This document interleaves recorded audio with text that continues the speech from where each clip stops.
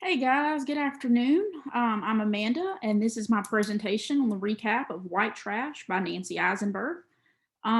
Before we get going, I'd like to state that all interpretations and positions here are my own and are not to be assessed to my school or class. And for informational purposes only, I am a student in Mississippi College School of Law. I'd also like to make a side note that I'm at my home right now, so I apologize if you hear my parakeet Elvis in the background or my beagles that sometimes like to let me know that people are standing outside. Anyways, so I guess let's get to it. So thanks to a recommendation from Professor Kapinda, this presentation is going to be a little different than your typical recap. Is basically I'm going to present part 3 of my paper to you guys. And because this originally was or just a recap of White Trash, I decided I would incorporate a recap from some of the chapters that I used. Obviously, I did not use something from every single chapter, so I'm not going to include them in this small PowerPoint I have at the beginning. Essentially, most of this video is going to be, I'm going to share my actual part 3 with you guys on the screen, and we'll go over it piece by piece. But I thought that I would just incorporate this little bit of a few pieces of what I included in my part 3 on this PowerPoint. So I guess let's just get started with that.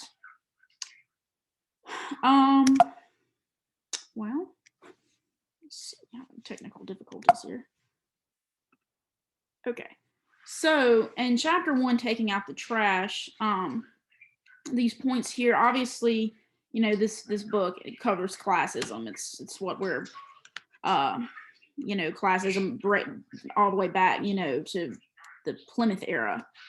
But then some of these points here I was able to incorporate with my paper topic, which is mass incarceration of non-whites in the United States, especially African Americans and Native Americans. And anyways, so the leaders in Jamestown, they were obviously aware of this type of society that they were starting. They weren't leaving behind classism. You know, they brought it with them so much that even orphans were indentured servants. Women and children would be responsible for a husband or a father's debt.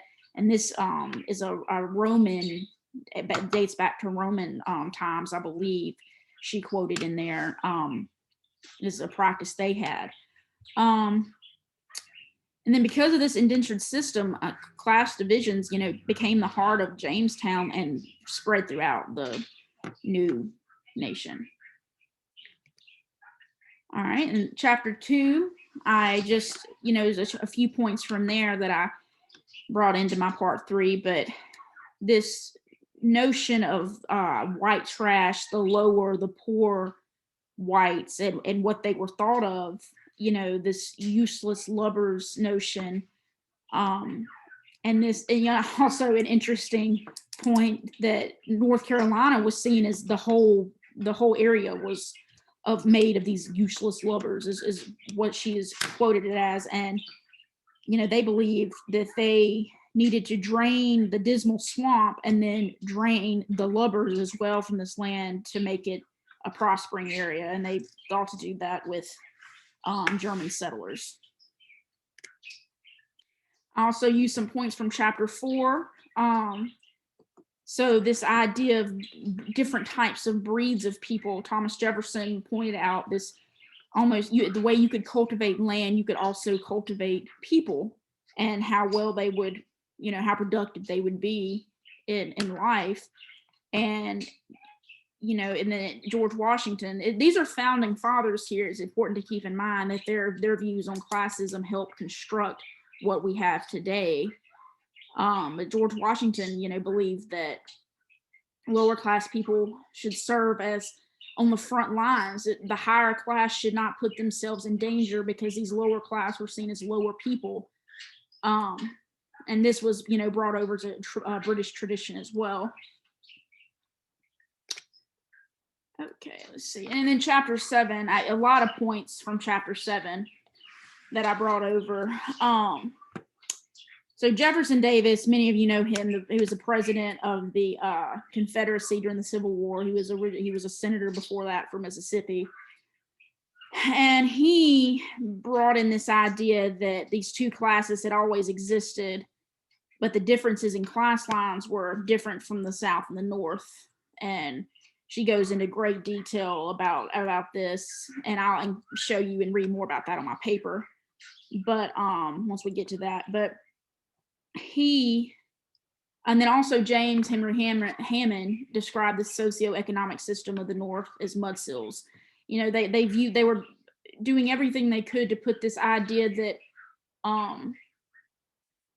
the classism in the North was a different type of classism in the South, but really the only difference was that in the North, class was determined on property ownership, whereas in the South, it was determined on if you were white or black, essentially if you were a slave or non-slave, even though really poor non-slave holders or people that didn't own slaves were in that bracket as well, but that's a whole different ball game. Yeah, and then another point is it was all about getting the poor Southern whites to hate the North so that they would fight, for the Confederacy. They were viewed of non-slaveholding whites in the South were viewed as a threat. And I mean, there's a million ways they went about trying to prevent this threat from uprising or from them realizing that the power that they had. And, as we see, they did not realize that. And I'll go into more detail on that when we get to my paper. But just a tidbit, South Carolina even formed a Minuteman group to go around and intimidate non-slaveholders, to let them know that, this wasn't gonna fly any type of rebellion. So that's all I have on my PowerPoint. Like I said, it was short and sweet. And so we'll switch over to my paper now. Let's see. Okay. All right, so this is where the good stuff's at. All right. So as far as part 3 of my paper goes, I just copied and pasted my part 3 separately from the rest of my paper. I figured it would be easier to, view. So that's why it looks the way it does right now. I don't have just part 3. But the working title right now for this part of the paper is called White Advantage. As some of you may remember, my paper is focusing on non-white American mass incarceration in the United States, especially among African Americans and Native American groups. As we read through White Trash, we saw how over the course of 400 years, class has played a huge difference in the foundation of the United States. Isenberg describes the people that are often overlooked, the poor white American. Because of the topic of my paper, I found myself curious to the similarities and differences of the poor and the poor non-white. We were asked to, incorporate Isenberg's book into our part 3, and as things go, class plays a fairly large part into the prison pipeline. So I was able to get a lot of material from this book and really incorporate between this and Roithmayr's Reproducing Racism. I really have a lot of good information, good sources.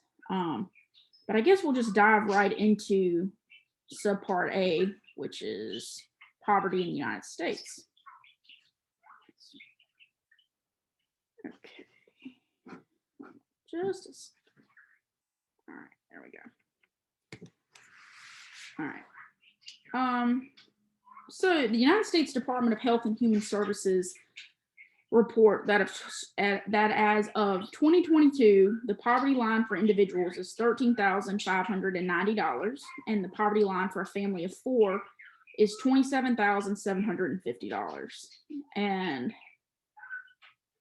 that's 13,000. I mean, that's almost unreal. I paid more in I paid a chunk of that in just textbooks this year, just to put that on scale for someone, because sometimes I think we, take or don't realize or I guess I don't, I'm just speaking for myself at this point, but just the money and the differences in what, poverty looks like. But anyways, so this poverty line they've set forth, it's standard for everyone, regardless of race, creed, religion.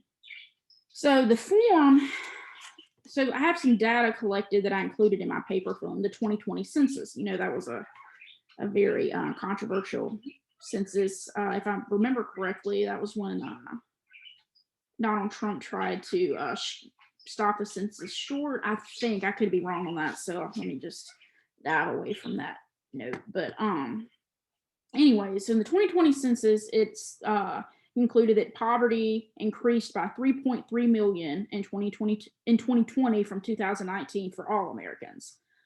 And then for white Americans, that's 8.2% that live below this threshold I just discussed. But 19.5% of African Americans live below this threshold. So that's double the percentage. And meanwhile, you need to take into effect of the population differences, with there being more white Americans than there are African Americans. I did a introduction at the beginning of my paper, and I don't have it right now, so I'm sort of going off script. But when you're looking at, you have a smaller percentage of people, but a higher percentage of your poverty, you're taking a big chunk of this population, and they're living impoverished. And like we'll talk about the cycles and stuff like that, but that's just an important note to think about. And then regarding Native American poverty rates, I had to use a 2018 census. It's rather difficult to obtain Native American poverty data. I would just assume that some of the reasoning behind that is because of the differences in reservation governing and data collecting.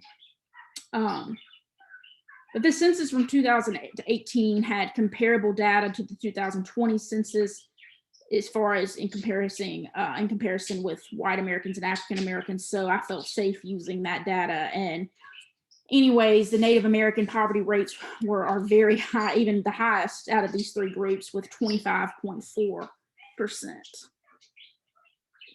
Scroll down here. And I'm going to attempt to, when I post this video to YouTube, to post some of these links so that you can just click in the comment section. It'll bring you straight to that page. Now, I'm not a super tech-friendly person, so how well that will work, we'll just have to see. But hopefully it'll allow you to click then, and you can double check this and view it for yourself. Anyways, so let's see, where was I at? So this is obviously a large difference between 8% of your population living below the poverty line and 19 and 25%. And I wanted to break down exactly why this is. So the correct answer is racial and historical discrimination plus social and spatial isolation. But it's a very broad answer, so it's important, I think, to go into details about each of these, because it's easy to say these things and people not to understand what it means. But these four factors were a huge contributor toward generational poverty. All right. So unfortunately, once this cycle of poverty starts, it's very hard to stop. You can imagine a spinning wheel that just keeps churning out the same pattern. So almost, in comparison with someone just keeping turning the wheel, it's what the cycle of poverty is like. And here's just one example of what I mean. We know from history that during Reconstruction, the Black Codes popped up. These newly freed slaves were being arrested on these minute charges and then being sent to work all this heinous debt that they had occurred from being arrested. One could be arrested for not having a job, yet finding a job in the South as a newly freed slave was extremely difficult. Vagrancy was another issue. If you had 3 or 4 African Americans just standing talking, they were considered vagrant and could be arrested for that. And this is just one small example of some historical and racial discrimination that starts, there's new citizens, because they weren't considered that before, when they were slaves. They're new citizens trying to start out, and they're already being put in debt before they can even start their life. And so, I mean, that's this generation of newly freed slaves, they were impoverished because of the system around them. Um, and we know then you have to start looking. So, what does poverty lead to? And how could we continue this explanation of the circles? We know poverty leads to things like poor housing, inadequate education, healthcare shortage, and unemployment.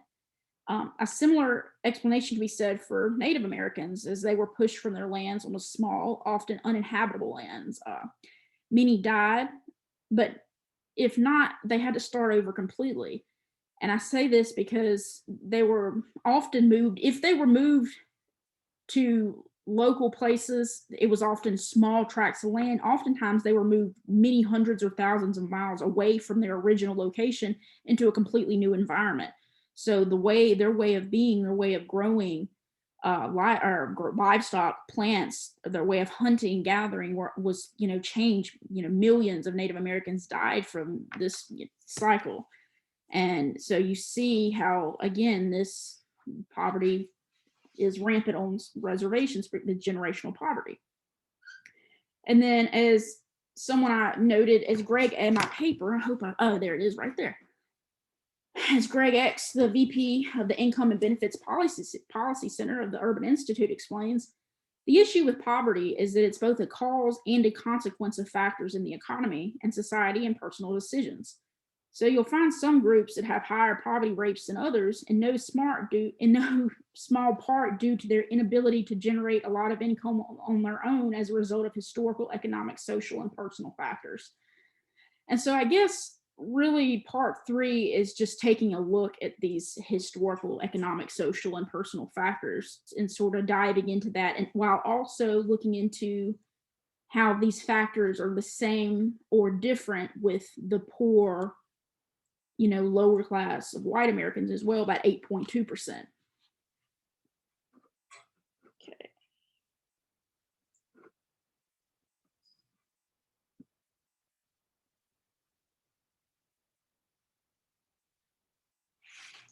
But since that was, some of these issues we talked about as far as historical racism and generational racism, we look back, but that was, some of that's 200 years ago.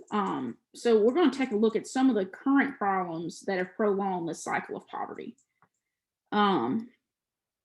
Gerrymandering, laws that target specific communities, policing more strenuously in these communities, police brutality, longer prison sentences for people of color, voting laws, and poor public education, just to name a few, hot topics. And honestly, each of these topics deserve a paper of their own. So there's no way I could completely go into each of these and super, divulge everything. But I know some of these topics are being written by you guys. So I'll be interested to hear and to think about how they, could go incorporate with my paper as well. But I'm going to go ahead right here and give, and not to be too over the top, but just, give a small trigger warning, if you will, about I'm about to discuss some police murders and brutality, and just wanted to give a heads up to anyone watching. But many of you are probably aware, of the infamous laws targeting the African American community in the more recent years. And I say more recent, I'm talking just let's just say the last 25 years. For example, the crack cocaine sentencing disparity led to a huge amount of African Americans being incarcerated during the war on drugs. And this is just one, it's a more popular example. That's the reason I include it. But there are a ton of other laws and stuff put into place that I'm going to include in my full paper, the finished product, on disparities in arrests between people of color versus white Americans. But okay, so let's get back to the crack cocaine sentencing disparity. So 1986, Congress passed this law to establish mandatory minimum sentences for drug trafficking offenses, which treated crack and cocaine powder offenses using a 100-to-1 ratio. So under this formula, a person convicted for selling 5 grams of crack cocaine was treated the same as someone who sold 500 grams of powder cocaine.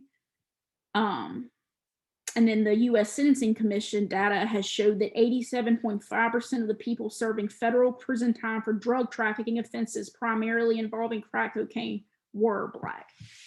So these numbers are astronomical. It's very obvious. There's a lot that can be said about Reagan's time in office in the war on drugs, and that is one of the big things that comes out of that is. And what's crazy is that it's still not 100% equal today, even though they have passed. I believe it was 2012, and I may have included that where it was supposed to be. And then more recently, maybe in 2018, again, another act, the Equals Act, that was supposed to help equal that out. But I still don't believe it is 100% equal at this very moment, as far as the sentencing disparities with crack and crack cocaine versus powdered cocaine. But then moving on, we have, I wanted to discuss like police brutality, which was a point I brought up earlier. So that's not, a lot of us think of your protests and stuff really hitting a head. I believe it was in 2014, but I want to step back to the 1992 protest in Los Angeles over the police brutality against Rodney King. After the acquittal of the 4 police officers that beat him after he was arrested. But then, so this is an ongoing thing. It's nothing new. I do think the modern movement, though, and I say modern, the more modern than the 1992 movement started, really took off in 2014 with the shooting of Michael Brown in Ferguson, Missouri. I'm sure everyone in my class has obviously heard of that. But it doesn't end there. I could spend the next 10 minutes discussing the Ahmaud Arbery, there's a million, there's several others that I could go on and discuss, but you know what? I can't. Before I leave this topic, Sandra Bland, I believe is her name, and I'm going to make sure I'm getting that right before I say that. It was one of the first. Yeah, Sandra Bland. I thought so. I just wanted to make sure I was getting that right. But that was one of the first that stuck out with me as far as a death of a woman that was supposedly getting a ticket, who ends up dying in prison under questionable circumstances. And I remember sitting there thinking, that's, and nothing happens. Nothing comes of it. And it just, besides outrage, you wonder where it ends. And not that any of these, deaths are easy or good to see or easy to see, but it just, I guess Sandra Bland was really one that stuck out with me back then, but I'm sorry, I got off topic there. I do that. Anyways, let's see.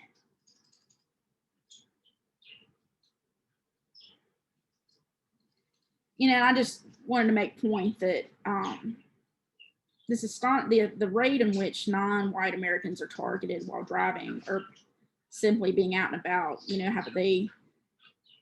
it's more common than it is not. Non-white communities have a much higher police presence than white communities. So it just makes sense on paper. If you're in a community all the time, you're going to see maybe things that happen that you wouldn't see if you weren't in that community as much.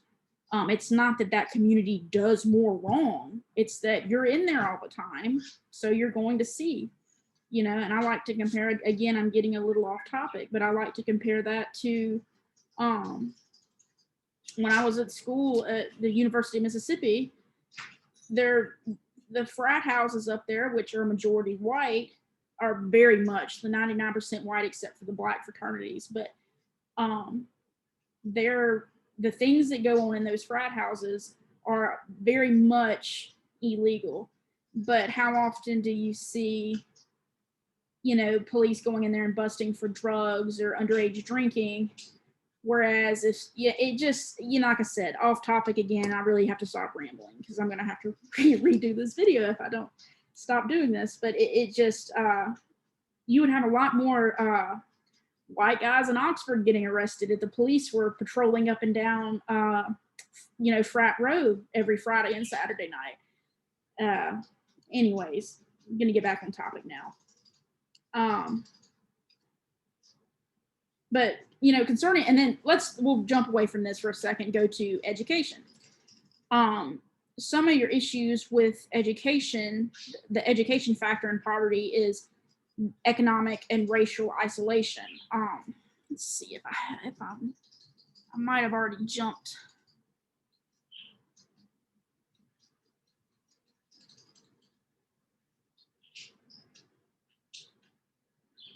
Well, you see there, I mentioned public education, but I want to go into that a little bit. That's not included here, but there's this isolation factor that there's an overwhelming amount of non-white students within a school system that mostly low-income classmates, and this is one of the largest contributing factors to racial gaps in educational achievement. And we can, jump on a little bit when Roithmayr's book, where she discusses these racial cartels and, making sure that these communities stay together. They're not allowed to move into, these middle-class communities. And there we go. You're keeping you're pushing people that are attempting to do this or that. You're still putting them in these lower class education systems, which is another reproducing fact of poverty, according to these, my data that I've collected. Let's see.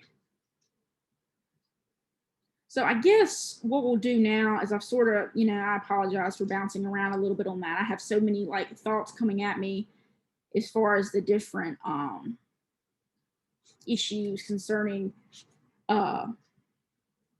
racism and this poverty cycle and how it continues. But I'm going to jump now to my subpart B, which is titled White Poverty and Classism.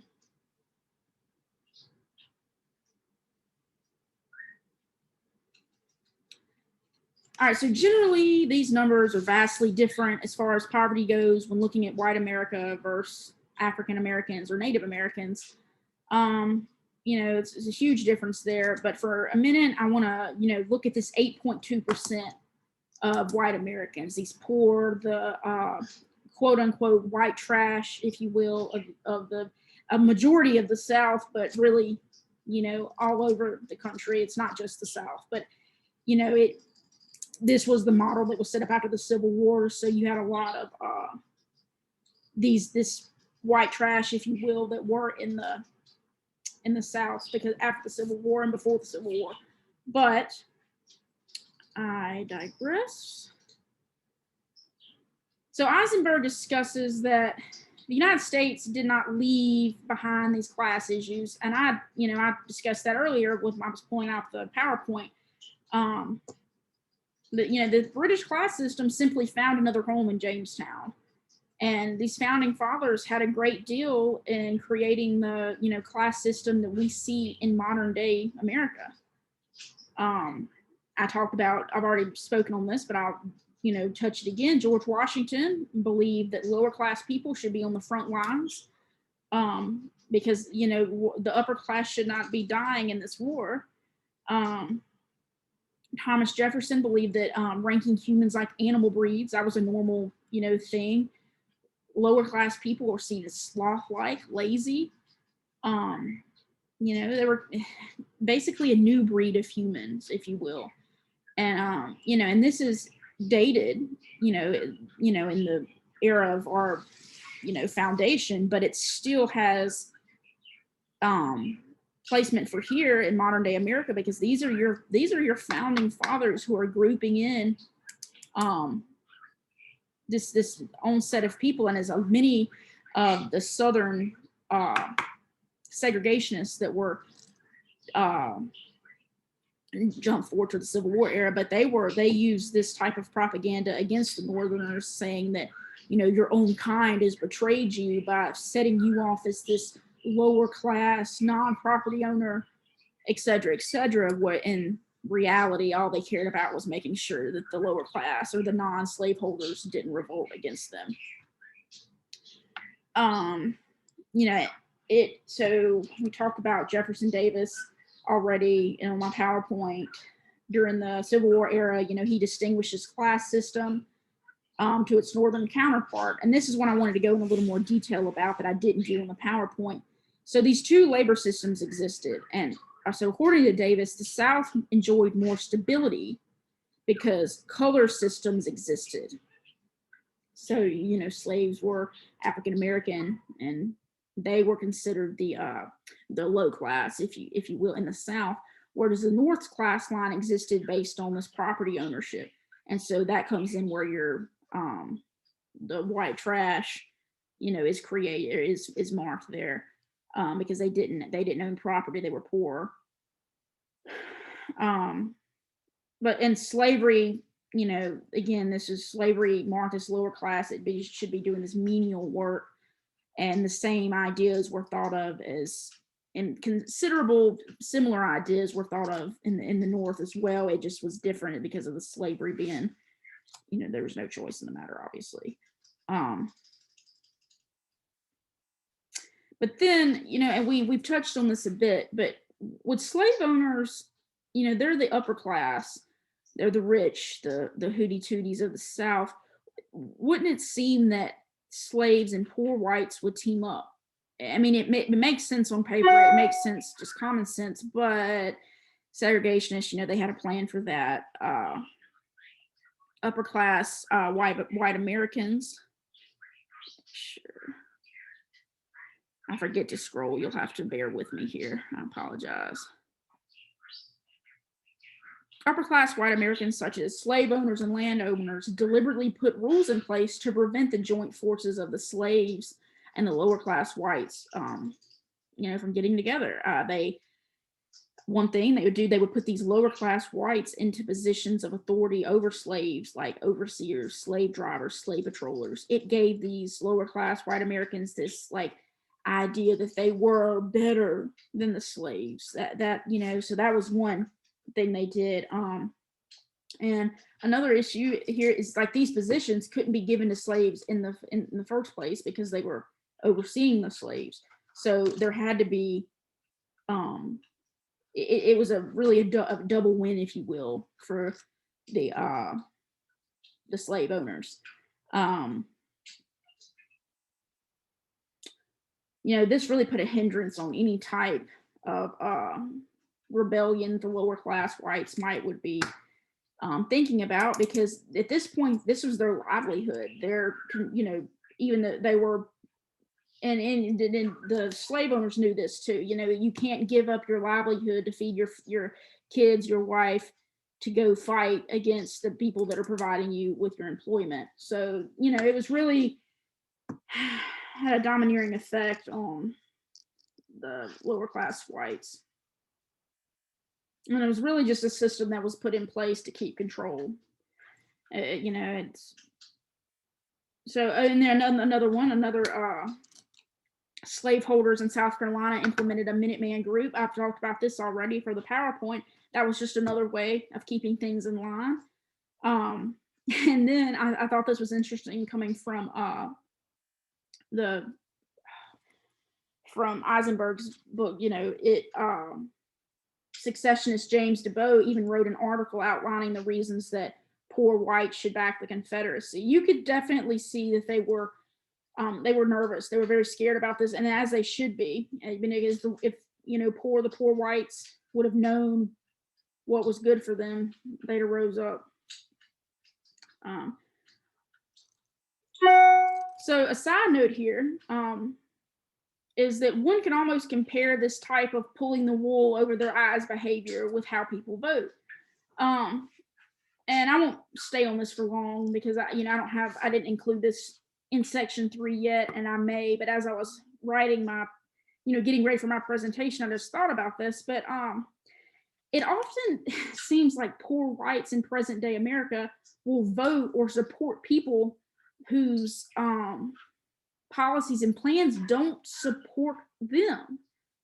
And just one small example, and this is I know very easy for what I'm trying to explain, a very easy, simple explanation. But, you know, someone that is so worried about a billionaire being taxed when, I mean, they're not even, they're barely breaking over. You saw the threshold, you know, 13,000, you're barely breaking over into 5 digits, but you're worried about the billionaire's tax rate going up.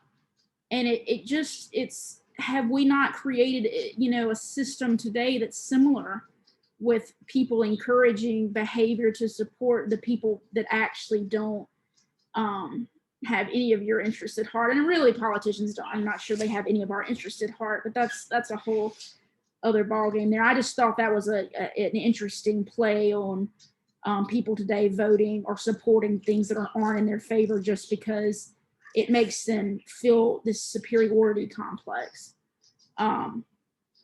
But as I'm behind on scrolling again, and maybe I'm potentially behind on time, I am very much behind on time. I apologize.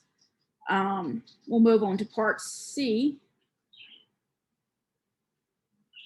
differences in poverty.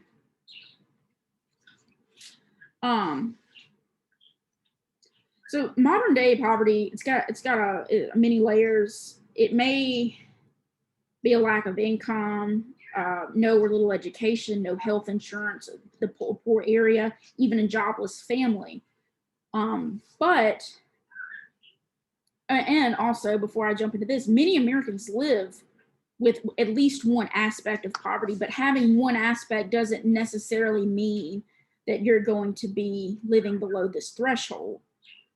You can still, you know, live an okay life, because you may live in a poor area, or you may have no little education. You may have one of these, and it's okay. The issue is that as these number of aspects increase, so does your chance of living below the poverty threshold.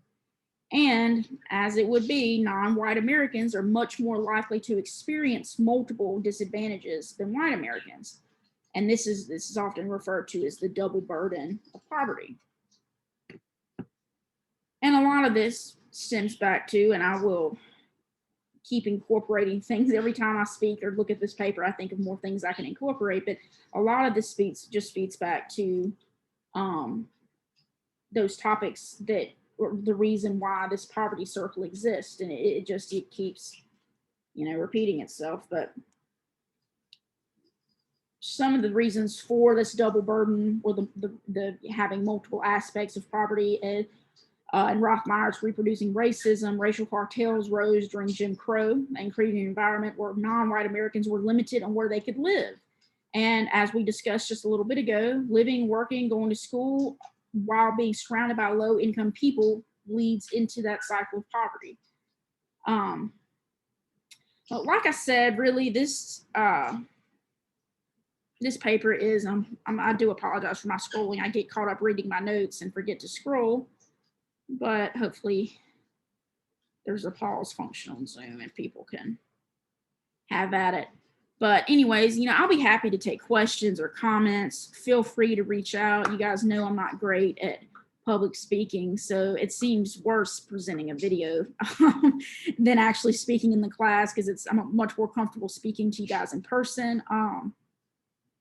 But a lot of information that I've got in my paper has come from Roithmayr's Reproducing Racism. It really ties into my research, but I did appreciate Isenberg's White Trash, because it really helped with